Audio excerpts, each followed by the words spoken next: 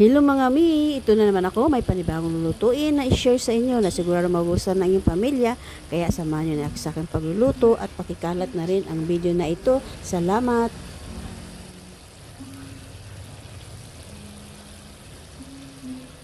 Maglagay lang tayo ng mantika at kapag mainit ang mantika, ilagay na natin ang bawang.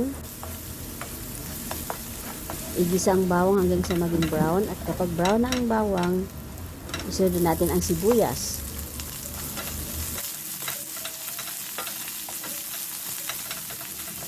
At isunod na rin natin ang atay, takpan, lutuin ng 3 minuto.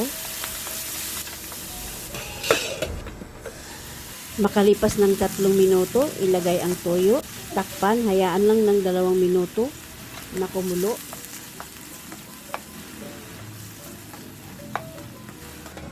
Pagkalipas ng 2 minuto, ilagay na natin ang mga gulay. Halo-haloin lang natin.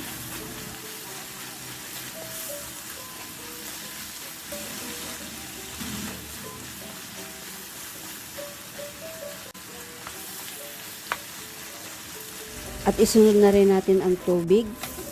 Takpan, lutuin lang natin ng 1 minuto. Masarap kainin ang gulay guys pag medyo malutong. Manamis-namis. Nasa inyo yung mga mi kung anong gusto niyo, malutong or medyo malambot. Timplahan na natin, ilagay natin ang pepper at salt. At isunod na natin ang quail egg.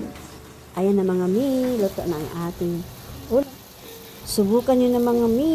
Sana magustuhan nyo ang recipe na ito. Salamat, bye!